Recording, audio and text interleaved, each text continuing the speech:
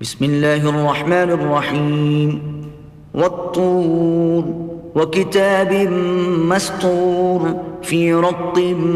منشور والبيت المعمور والسقف المرفوع والبحر المسجور إن عذاب ربك لواقع ما له من دافع يوم تمور السماء مورا وتسير الجبال سيرا فويل